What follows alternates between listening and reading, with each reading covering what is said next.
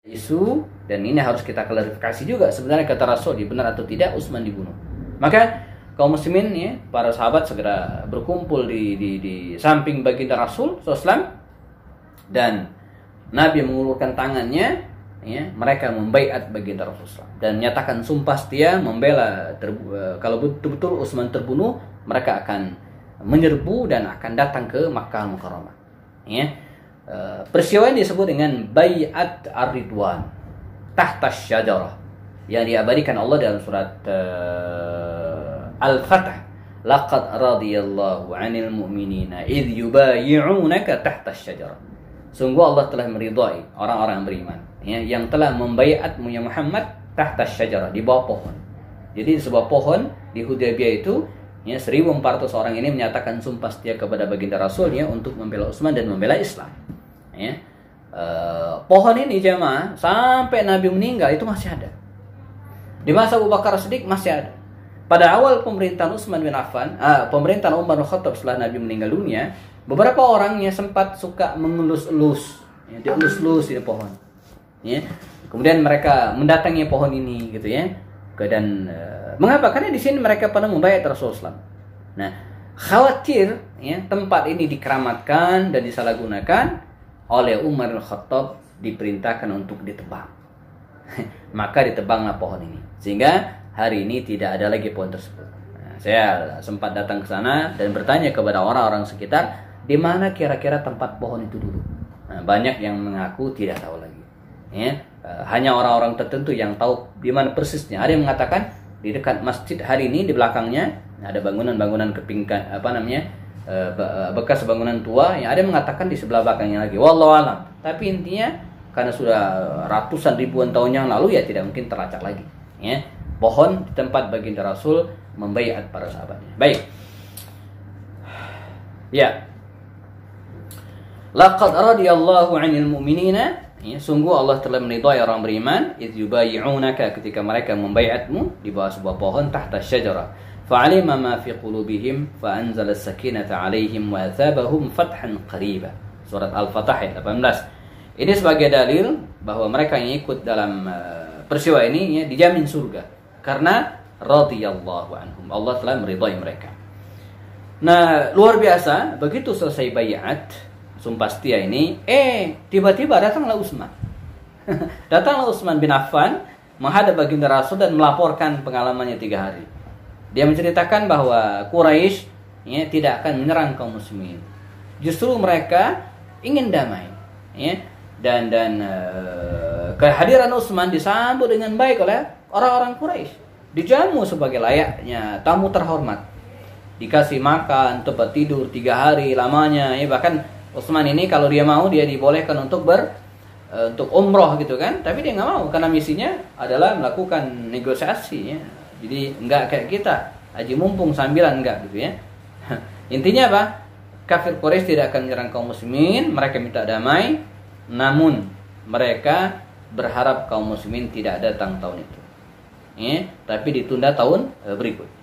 Ya. Nah, ini yang menjadi masalah bagi Rasulullah dan kaum muslimin yang sudah menggunakan pakaian ihram, sudah berada di tempat tersebut ya.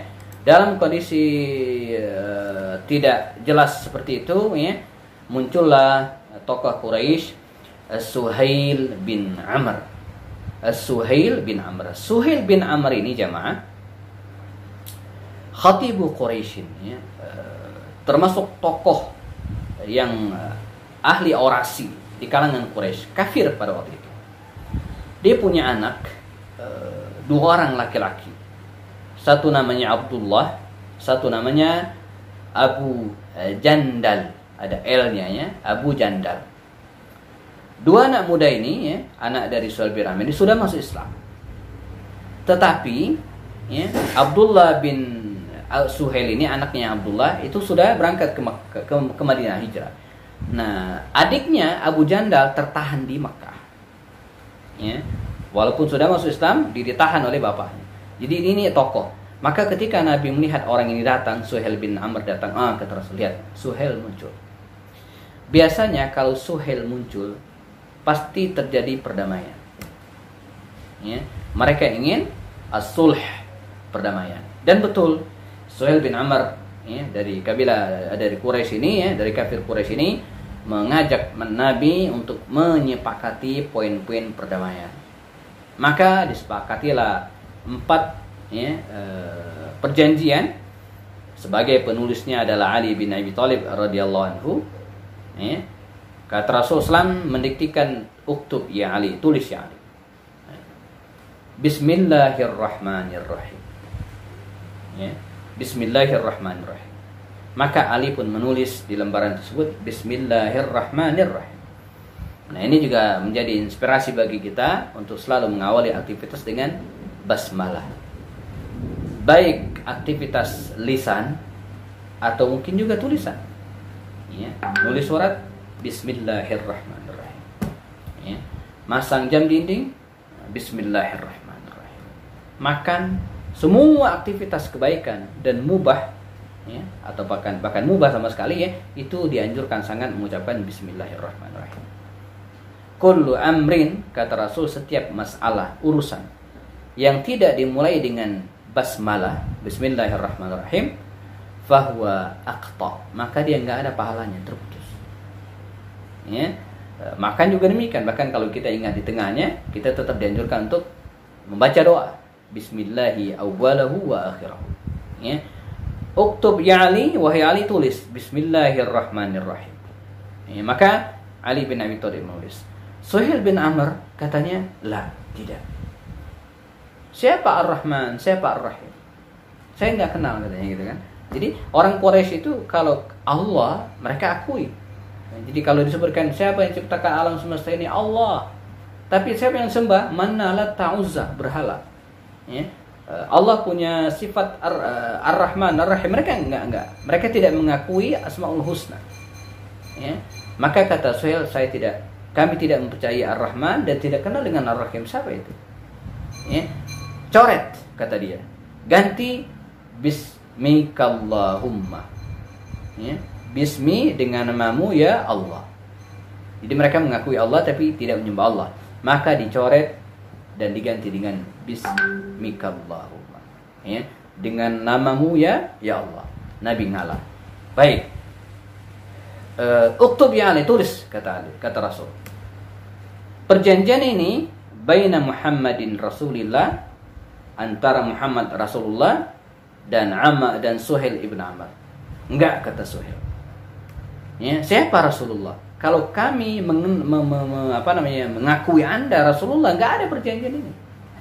Karena mengapa ada perjanjian? Karena kami tidak mengakui Anda Rasulullah. Tulis Muhammad bin Abdullah. Enggak pakai Rasulullah.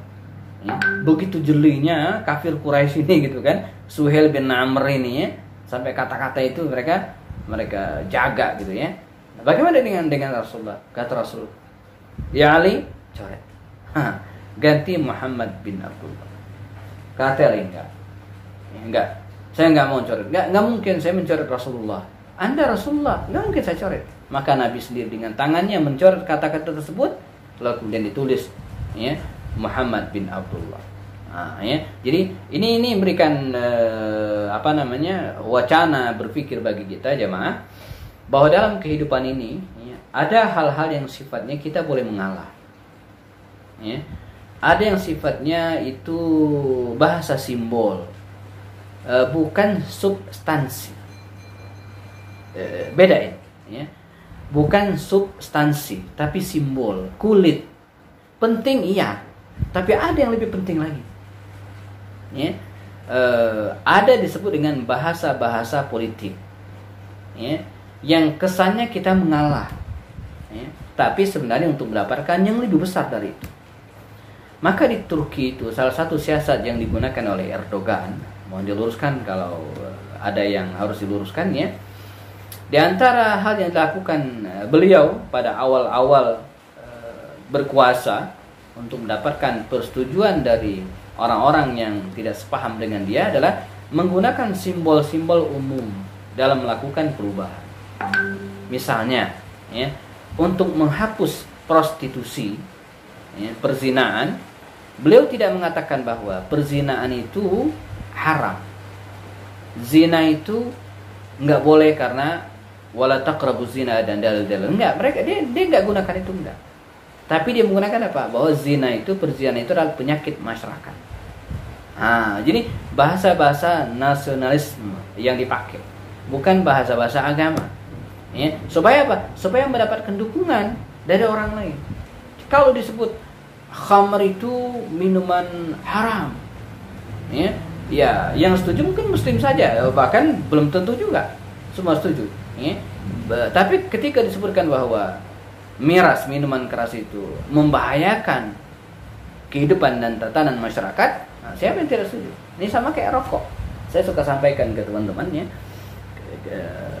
Kalau kita ngomong merokok itu haram, wah, banyak kiai-kiai yang punya dalil yang mengatakan bahwa rokok itu makruh atau bahkan mubah. Kalau kita bicara debat hukumnya. Tapi kita bisa menggunakan bahasa-bahasa simbol, bahasa-bahasa yang lain yang disepakati. Apa itu? Merokok itu membahayakan kesehatan. Mau debat nggak bisa.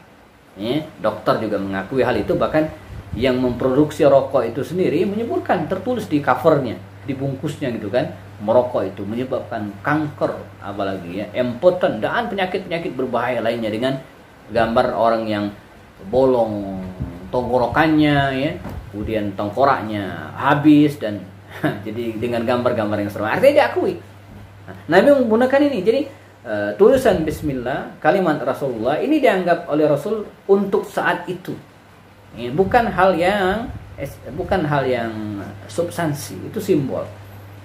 Karena Muhammad SAW itu ditulis atau tidak ditulis dalam perjanjian, dia adalah Rasulullah.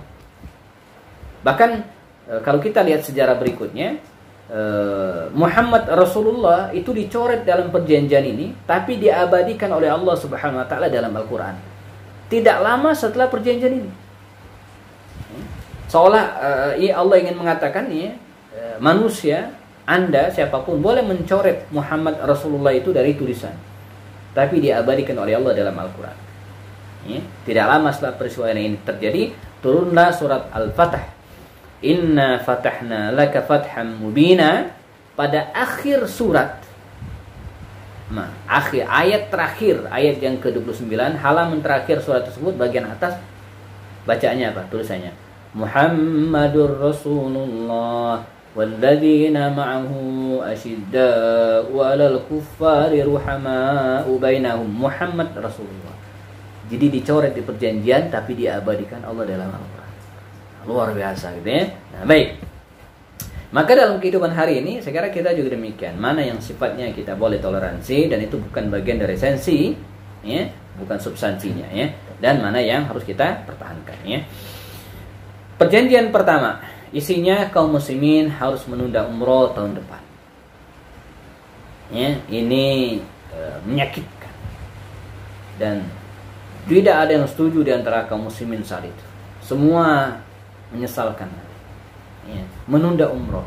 Ini penundaan ini jangan, bukan mereka masih berada di Madinah, bukan baru persiapan, bukan kayak kita misalnya baru daftar, belum lunas, baru DP.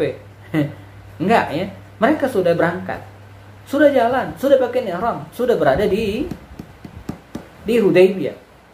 Makanya kemarin di antara kita, di antara jamaah, barangkali ada juga yang mengalami hal yang sama ketika musibah corona ini, Saya bawa 20 sekian jamaah yang mestinya berangkat tanggal 9 Maret, sudah sekitar seminggu lagi mau berangkat. Saudi menutup perjalanan umrah dari segala negara, termasuk Indonesia. Nggak jadi berangkat. Wallahu alam, kapan.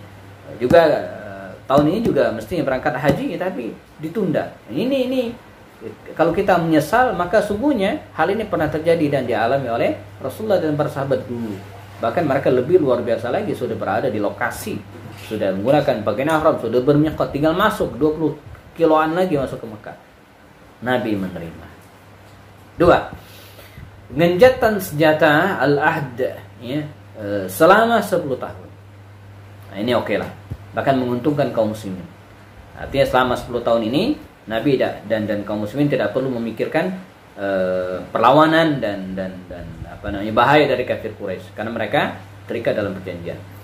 Yang ketiga, pihak manapun baik kaum muslimin ataupun kafir Quraisy ya, diperbolehkan ya di masa perjanjian itu ya bersekutu dengan siapapun.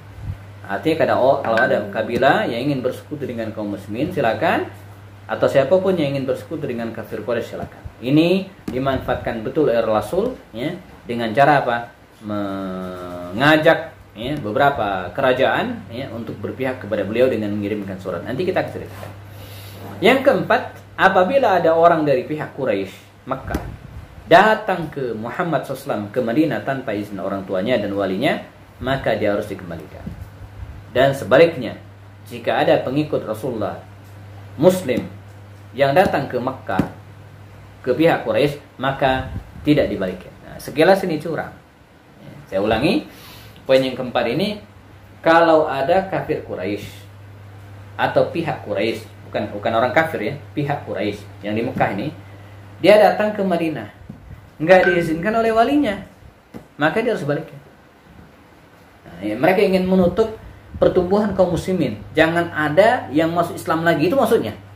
Oke, jangan ada yang masuk Islam. Ini makar mereka gitu ya. Tapi sebaliknya, kalau ada muslim yang di Mekah ini gitu ya, ada muslim yang di Madinah bersama Rasulullah ke Mekah, enggak boleh dibalikin. Nah, kan curang tuh sekilas. Wa makaru, mereka membuat makar. Wa makarullah, tetapi Allah lebih canggih lagi. Justru ini nyusahin mereka. Maka kita lihat dalam sejarah nanti ada beberapa orang ya, anak muda dari Quraisy ini Rasulullah masuk Islam, atau mungkin mereka sudah Islam tapi belum hijrah, dia datang ke Madinah. Itu kan harus dibalikin. Maka Rasul tepat jadi balikin. Tapi begitu nyampe di Mekah lagi, mereka bukan ke Mekah tapi ke tempat lain. Dan buat gerombolan tersendiri yang kerjaannya ngerecokin kafir Quraisy yang akan melakukan perjalanan niaga. Jadi bikin masalah gitu ya. Jadi perjanjian yang keempat ini akhirnya mereka minta dibatalin karena nyusahin mereka sendiri. Dan sebaliknya, kalau ada kaum muslimin yang datang ke Mekah ya, dan tidak dibalikin, mereka justru membuat perkumpulan di sini dan mengajak orang-orang Mekah itu masuk Islam. jadi bumerang tersendiri bagi mereka gitu kan. Nah, disitulah cerdasnya baginda Rasul Shallallahu Alaihi Wasallam. Baik.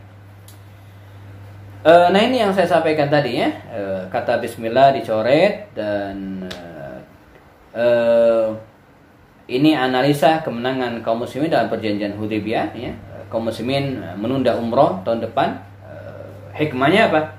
Ya, hikmahnya Nabi jadi lebih siap lagi, dan buktinya pada tahun depan mereka berangkat umroh. Dan ini umroh kedua ya bagi kaum muslimin ya. 2.000 orang berangkat. Kalau tadi 1.400 ya, mereka datang lagi ke Mekah melaksanakan umroh qadha namanya ya, tahun ke-7 Hijriah. Ini umroh kedua Rasulullah. Dengan tenang 3 hari mereka berada di Makkah dan melaksanakan umroh dengan sempurna. Namanya umroh qadha. Ini jarang dikupas. Umroh pengganti yang sebelumnya tertunda. Gencatan senjata selama 10 tahun ini menguntungkan Rasulullah, dan yang ketiga juga membuka peluang bagi bertambahnya pendukung kaum muslimin ya. Begitu juga dengan yang keempat. Terakhir kita cut sampai di sini ya, karena sudah hampir 50 menit ya. Setelah penulisan perjanjian tersebut, maka Suhail bin Amr ini ya segera pulang ya. Dan apa yang terjadi dengan kaum muslimin? Ini kita bahas di sini. Pulang dengan perjanjian, kata Rasul, kita nggak bisa masuk. Perjanjian sudah saya tanda tangani ya. Kita nggak boleh nyalahi perjanjian. Kaum muslimin ya, manusiawi banget gitu ya, manusiawi sekali. Mereka tentu kecewa dengan keputusan ini. Bahkan ada kisah dialog antara Umar bin Khattab dan Abu Bakar Siddiq. Kata Umar bin Khattab, ya Abu Bakar, itu benar tuh perjanjian isinya begitu. Iya, kata Abu Bakar Siddiq. Terus engkau terima? Ya, Nabi terima, saya terima. Kata Abu Bakar Siddiq, luar biasa ya. Nabi yang tanda tangan, masa kita nolak? Ya. Begitu ketaatan Abu Bakar kepada Rasulullah. Nah, Umar masih ada ganjalan dalam hatinya, maka dia datang ke Rasulullah. Ya Rasulullah, itu perjanjian isinya bahwa kita harus balik lagi ke Madinah, nggak jadi umrah. Iya, kata Rasul. Dia Umar. Kata Umar kata, ya Muhammad, anta Rasulullah, katanya. Anda Rasulullah. dia mengkonfirmasi lagi gitu kan. Kata Muhammad SAW, iya, ana Rasulullah, saya Rasulullah. Sudah, kalau begitu, selesai. Jadi sam'an wa ta'atannya kepada Rasulullah sebagai seorang pemimpin dan segalagus pasti sebagai utusan Allah itu luar biasa. Dalam konteks hal yang manusiawi mereka wajar kecewa. Selesai belum? Ya. Karena mereka tidak jadi umroh, ya, tapi sudah berpakaian ihram, mereka harus bayar denda. Mereka harus bayar dam. Harus menyembelih hewan kurban di tempat mereka. Nggak boleh di pulang kampung. Dan begitulah rumusnya. Jadi kalau kita gagal sudah ihram nih, ya, lalu kemudian nggak jadi umroh gitu kan, maka dia harus bayar dam, menyembelih hewan kurban. Maka saya suka ingatkan ke jamaah yang pengen umroh yang kedua, ya, saya bilang ibu-ibu umroh enggak. Kalau enggak jangan niat. Sebab sudah niat, tiba-tiba ngeliat, oh ini panas matahari, nggak jadi Ustaz, saya nggak jadi tawaf, ya nggak benar. Bisa kena dam, saya bilang gitu kan. Ya, makanya kalau nggak sanggup ya katakan dari sekarang, ya.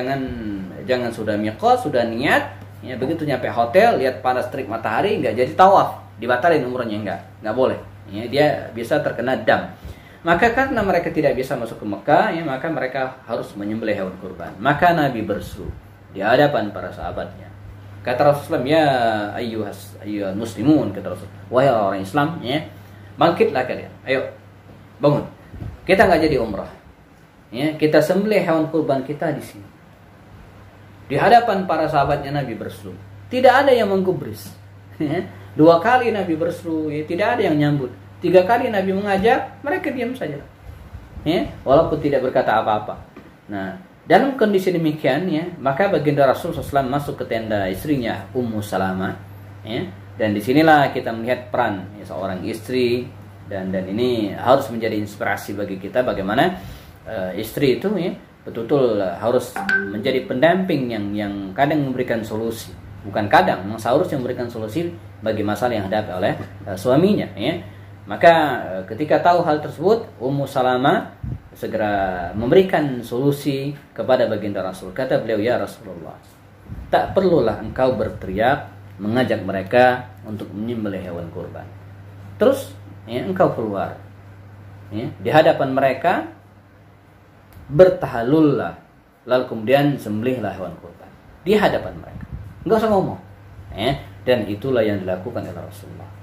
Beliau datang ke hadapan mereka, bertahalul, yang motong rambutnya, dan kemudian menyembelih hewan kurban tanpa mengajak, tanpa menyuruh. Begitu melihat Rasulullah melakukan hal itu, ya, maka berbondong-bondong para sahabat Nabi yang lain mengikuti. Nah, ini disebut dengan da'watu bil hal afdalu, ya, min ad-da'wati bil qaul. Jadi berdakwah dengan langsung praktek, ya, itu lebih efektif, ya, ketimbang berdakwah dengan sekedar lisan.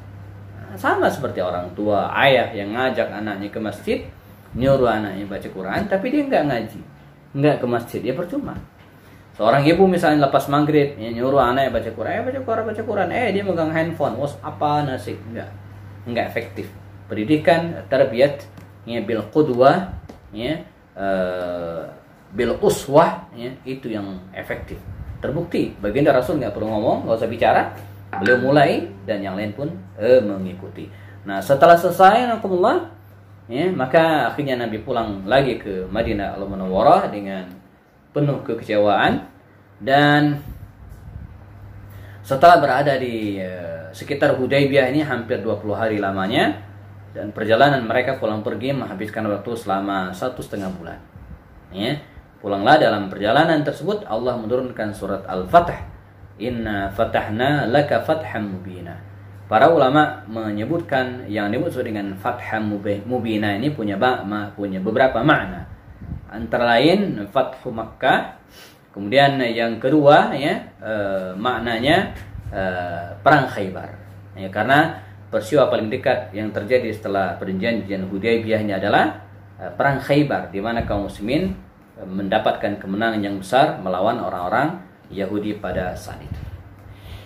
Nah, ini jamaah rahimakumullah tentang Sulhul Hudaybiyah, perjanjian Hudaybiyah, umrah pertama Rasulullah SAW ke Madinah, ke Makkah, walaupun gagal tapi tetap dihitung umrah. Jadi Nabi itu 4 kali umrah. Umrah Hudaybiyah, umroh qadha setahun berikutnya. Lalu yang berikutnya apa? Umroh Fathu Makkah tahun ke-8 Hijriah di Ji'rana beliau miqat, dan yang terakhir adalah umroh haji wada. Nah, jadi Nabi itu pernah umroh 4 kali ya, setelah hijrah ke Madinah Al-Munawwarah ya. Nah ini jemaah ya, tentang perjanjian Hudaybiyah yang bisa kita bahas. Ada satu lagi, atau sebelum besok nanti kita akan bicara tentang perang Khaybar. Setelah ini kita akan bicara tentang surat-surat Nabi kepada para raja. Nah, ini menarik untuk kita kupas. Ini akan kita bahas pada pertemuan berikutnya, yaitu Rasail ya, surat-surat Nabi kepada raja-raja di sekitar Jazirah Arab, insyaallah. Baik, 53 menit, hampir 1 jam ya, hampir 1 jam kajian kita ini. Kita sempurnakan dengan diskusi tanya jawab. Jika ada yang ingin tanyakan, monitornya saya stop sharingnya ya. Oke. Ya, baik Ustadz. Terima kasih ya, Masya Allah ya. Dari pemaparan tadi kita